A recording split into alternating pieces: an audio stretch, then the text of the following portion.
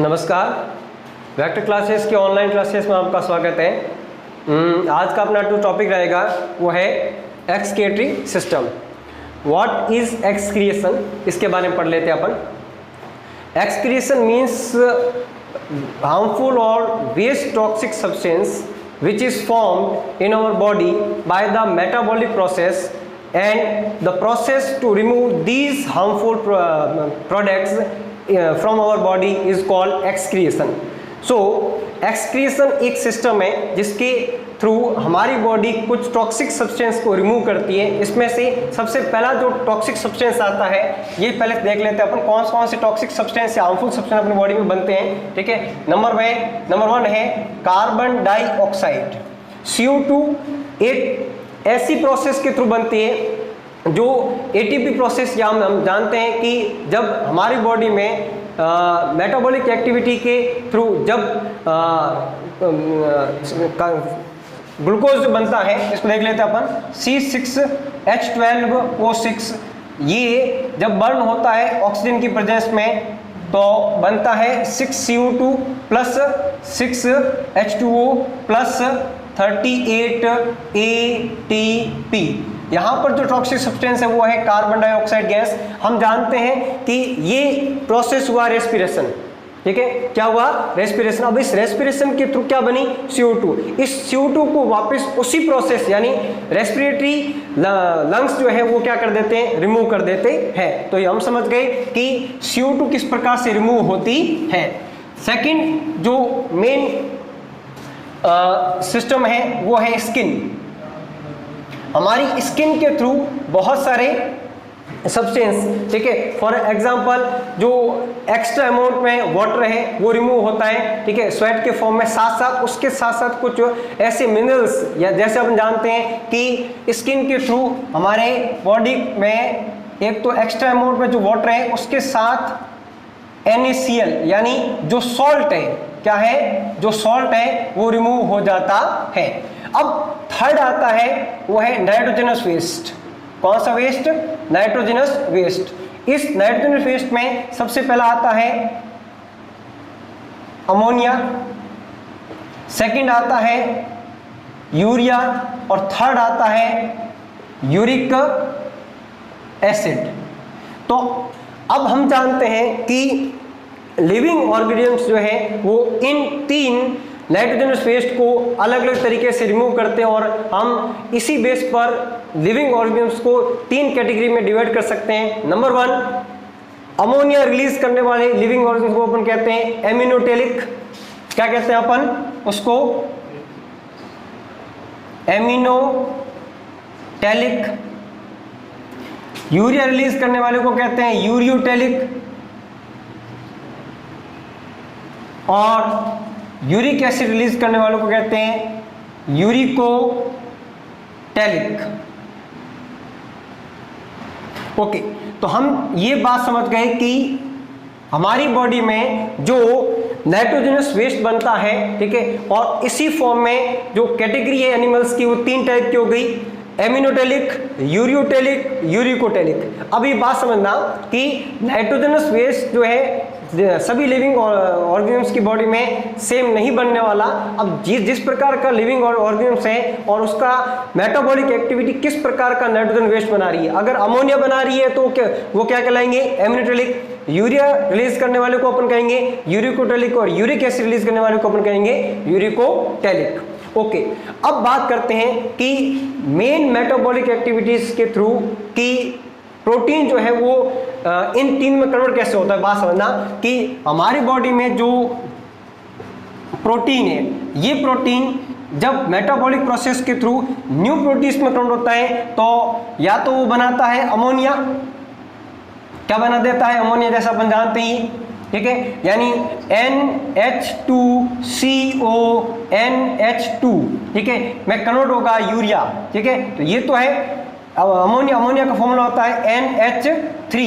तो ये ध्यान रखना कि अमोनिया जो है वो बाद में यूरिया में कन्वर्ट की जाती है।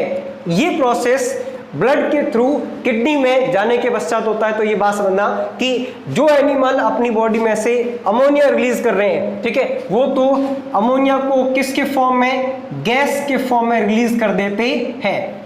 जो लिविंग ऑर्गेनिजम्स गैस के फॉर्म में अपनी बॉडी से अमोनिया रिलीज कर रहे हैं उसके लिए वाटर एसेंशियल होता है, वाटर की रिक्वायरमेंट ज़्यादा होती है। तो जो एक्वेटिक एनिमल्स हैं वो क्या करते हैं, अपनी बॉडी में से नाइट्रोजनस वेस्ट किसके फॉर्म में, गैस के फॉर्म में, कौन सी गैस के फॉर्म में, अमोनिया गैस के फॉर्म में रिलीज कर देते हैं।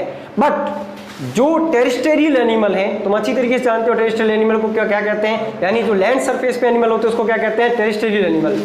टेरेस्ट्रियल एनिमल जो है वो गैस के फॉर्म में अपनी बॉडी में से नाइट्रोजन वेस्ट जो है अमोनिया रिलीज नहीं कर सकते, इसलिए उनको अपनी बॉडी में एक और फॉर्म में कन्वर्ट करना पड़ता है। इस फॉर्म को अपन कहते हैं, क्या कहते हैं, इसको यूरिया कहते हैं। और ये उनके एक सिस्टम में एक ऑर्गन्स के थ्रू होता है जिसका नाम क्या है, किडनी। क्या नाम है उसका, किडनी।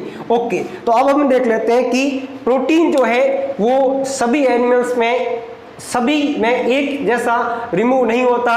किसी में अमोनिया के फॉर्म में तो वो गैस के फॉर्म में रिलीज हो जाएगा, कुछ में यूरिया के फॉर्म में यानी लिक्विड के फॉर्म में रिलीज होगा, कुछ में सेमी सॉलिड के फॉर्म में रिलीज होगा, उसको अपन कहेंगे यूरिक एसिड। तो इंसेक्ट्स और बर्ड्स जो है वो सेमी सॉलिड के फॉर्म में नाइट्रोजन वेस्ट को रिलीज करते हैं और किसके फॉर्म में, यूरिक एसिड के फॉर्म में रिलीज करते हैं, और those organisms are called uricotelic. Okay, ये तो हो गया कि नाइट्रोजनस वेस्ट को रिमूव करने के लिए किस किस टाइप से कौन कौन से प्रोडक्ट हमारी बॉडी में बनते हैं। अब देख लेते हैं ह्यूमन एक्सक्रीटरी सिस्टम में ये अमोनिया जो है वो यूरिया और यूरिया से अपनी बॉडी से रिलीज किस प्रकार से होती है वो अपन देख लेते हैं नेक्स्ट में। ओके, तो ये तो है अपना टॉपिक एक्सक्रीटरी सिस्टम में। अपन ले लेते हैं ह्यूमन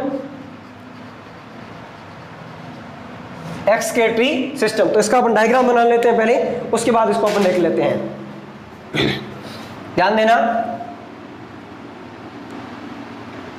अपनी बॉडी में जो मेन वेन है वो कंबाइन होकर के वेना कवा और मेन आर्टरी जो है वो ऑर्टा के नाम से जानी जाती है। अपन ये जानते हैं जब अपने ट्रांसपोर्टेशन पढ़ा था। तो ये एक अपन ने ले ली वेन, इसका नाम अपन रखते हैं रीनल वेन। ओके, जो रेड कलर में है इसका नाम है रीनल आर्टरी। अब ये देख लेते हैं कि एब्डोमिनल कैविटी में जब रीनल वेन और रीनल आर्टरी एंट्री करती है तो वो किडनी में अपनी ब्रांचेस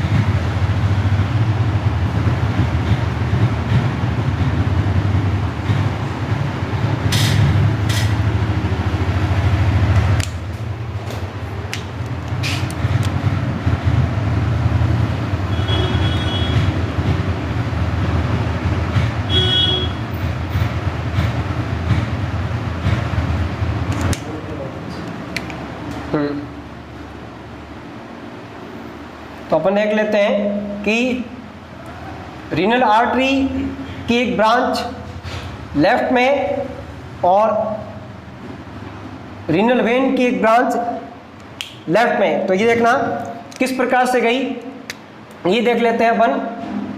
रीनल आर्टरी की एक ब्रांच इसमें एंट्री कर रही है, इसी प्रकार रीनल वेन की एक ब्रांच इसमें एंट्री करेगी। इसी प्रकार से अपन देख लेते हैं कि रीनल आर्टरी की एक ब्रांच इसमें एंट्री कर गई और रीनल वेन की भी एक ब्रांच इसमें एंट्री कर गई। ठीक है, अब इससे जो स्ट्रक्चर बाहर निकल रही है उसको अपन ने ब्लैक मार्कर से शो किया। ध्यान रखना कि यहां तक ये पार्ट फनल शेप का होता है। किस शेप का है? फनल शेप का है। उसके बाद ये ट्यूब काफी थिन हो जाती है और एब्डोमिनल कैविटी के पोस्टीरियर पार्ट में ओपन होगी। ये देख लेते हैं अपन, यहां जाकर के ये दोनों ट्यूब एक ब्लैडर या कह सकते हैं यूरिनरी ब्लैडर में ओपन होती है। इस स्ट्रक्चर का एक ब्लैडर है। ओके, अब इसकी लेबलिंग देख लेते हैं अपन। हम जानते हैं ये वाला पार्ट हमेशा राइट होता है, तो ये हो गई राइट किडनी और ये हो गई लेफ्ट किडनी। ओके, इसके बाद का तो ये देख लेते हैं, ये जो पार्ट है ये क्या है? पेल्विस। ठीक है, इसे कहते हैं यूरेटर।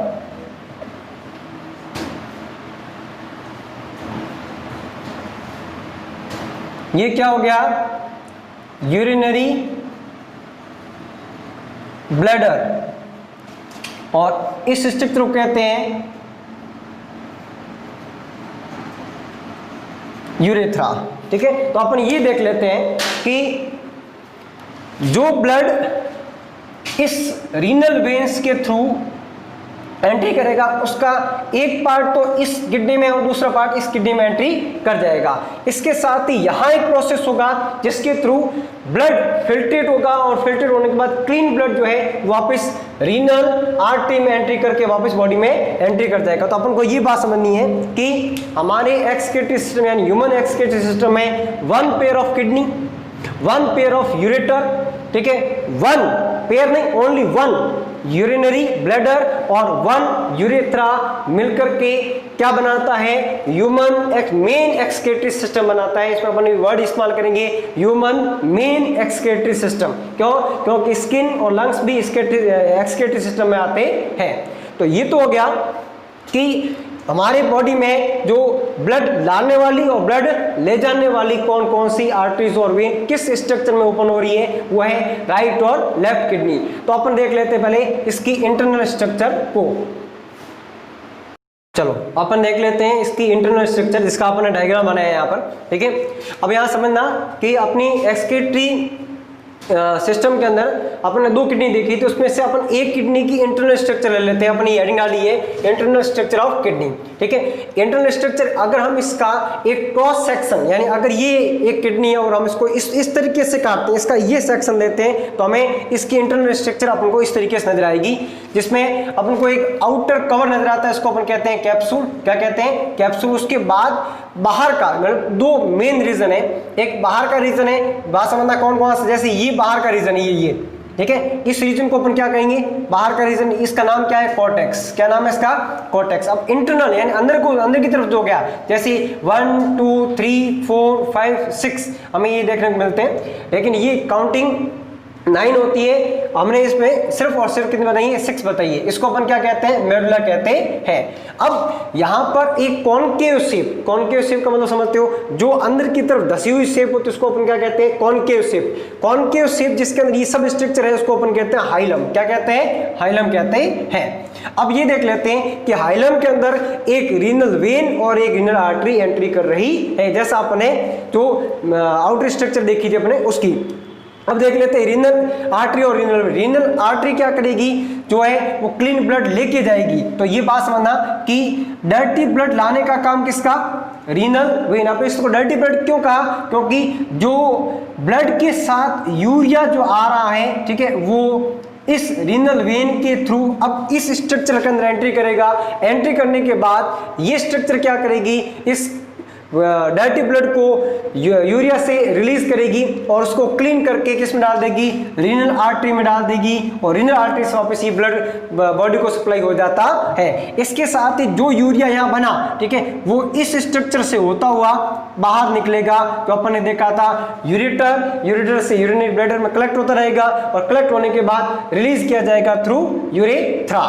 तो ये बात समझना, हम ये देख लेते हैं कि यहाँ पर कौन सी इसकी यूनिट है जो ब्लड में से यूरिया को रिमूव कर रही है। उसी अपन यूनिट को अपने यहाँ डार्क करके यहाँ पर एक नाम दिया है नेफ्रॉन। क्या नाम दिया है? नेफ्रॉन। यानी the structural and functional unit of kidney is called nephron.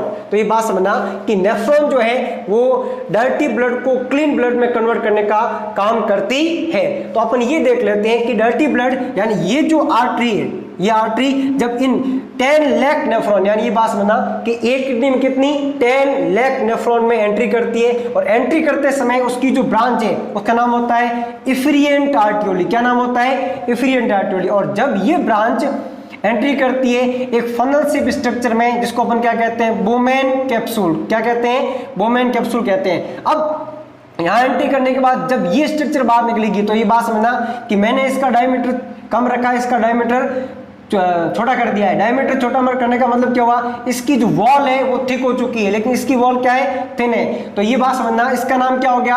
अफ्रिएंट आर्टियोली। और सिर्फ एक स्पेलिंग का फर्क है, यहाँ ई है और यहाँ पर क्या है? ए। तो ये बात समझना कि ब्लड को लाने वाली कौन सी है? इफ्रिएंट आर्टियोली। और ब्लड को ले जाने वाली कौन सी है? अफ्रिएंट आर्टियोली। इसके बीच में एक प्रोसेस हुआ, किस किस के थ्रू? ग्लोमेरुलस और बोमेन कैप्सूल के थ्रू। यहाँ दो लेयर है। पहली लेयर जिसका नाम क्या है? ग्लोमेरुलस। इस लेयर को अपन यहाँ से देख लेते, रेड कलर के अंदर अपन ने जो नाम बताया इसका नाम क्या है? ग्लोमेरुलस। इसका प्रोनाउंसिएशन सही तरीके से बनना ग्लोमेरुलस। ये एक बहुत ही थिन मेम्ब्रेन है जहां पर ब्लड का प्रेशर हाई होने पर ब्लड जो है वो फिल्ट्रेट होकर के बोमेन कैप्सूल में एंट्री कर जाता है। तो ये बात समझना कि जो ब्लड रीनल आर्टरी पर नेफ्रॉन के बोमेन कैप्सूल में लेके आई है वो ग्लोमेरुलस के थ्रू अल्ट्रा फिल्ट्रेशन होता है, और अल्ट्रा फिल्ट्रेशन होने के पश्चात एंट्री किस में करता है? बोमेन कैप्सूल में एंट्री करता है। जो ब्लड फिल्ट्रेट नहीं हो पाया वो किस में चला जाता है? एफ्रिएंट आर्टियोल में चला जाता है। अब बात समझना कि जो सब्सटेंस रिलीज होकर के यानी फिल्ट्रेट होकर के बोमेन कैप्सूल में एंट्री करते हैं उसमें से कुछ अपन नाम लिख देते हैं। ठीक है, यहाँ पर होते हैं कुछ आयंस। क्या होते हैं? आयंस। बाकी नाम मैं यहां लिख रहा हूं। साथ में ब्लड के साथ में आया वाटर। ठीक है, इसके अंदर आया यूरिया। ठीक है, इसके अंदर लिक्विड के फॉर्म में ग्लूकोज। ठीक है, सब मिनरल्स, ये सब किसके अंदर होते हैं? इस फिल्ट्रेट के अंदर होते हैं। इसमें आप बात समझना, some essential substance are reabsorbed। Essential कौन से होते हैं? जैसे आयंस है, ये एसेंशियल है, वाटर है, ये एसेंशियल है, ग्लूकोज ये एसेंशियल, लेकिन वेस्ट कौन सा है? यूरिया। तो यहाँ पर हमारे पास रीनल ट्यूब्स काम करती है यहाँ पर 3 तरीके की। Number 1 PCT, number 2 Henle's loop और number 3 DCT. The full form of PCT is proximal convoluted tubuli. ठीक है, इसका फुल फॉर्म मैं यहां लिख रहा हूं।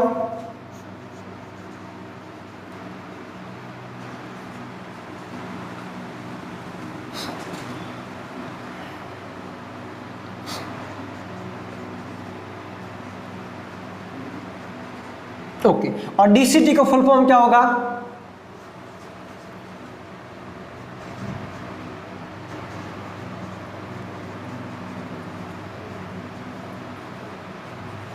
तो ये बात समझना, पीसीटी का फुल फॉर्म हो गया प्रॉक्सिमल कॉन्वोल्यूटेड ट्यूबुली, और डीसीटी का फुल फॉर्म हो गया डिस्टल कॉन्वोल्यूटेड ट्यूबुली। तो ये बात समझना, ये ट्यूब जो है इसको अपन कहेंगे पीसीटी। उसके बाद ये ट्यूब एंट्री कर रही है अंदर की तरफ। जब ये अंदर की तरफ एंट्री करती है तो ये कॉर्टेक्स से मेडुला में एंट्री कर जाती है। ये बात समझना कि बोमेन कैप्सूल, पीसीटी और डीसीटी, यानी ये पूरी स्ट्रक्चर अब हम ऐसा कर सकते हैं कि ये स्ट्रक्चर, इसमें ये तो है कॉर्टेक्स में, और इसके नीचे वाली ये स्ट्रक्चर किसमें है?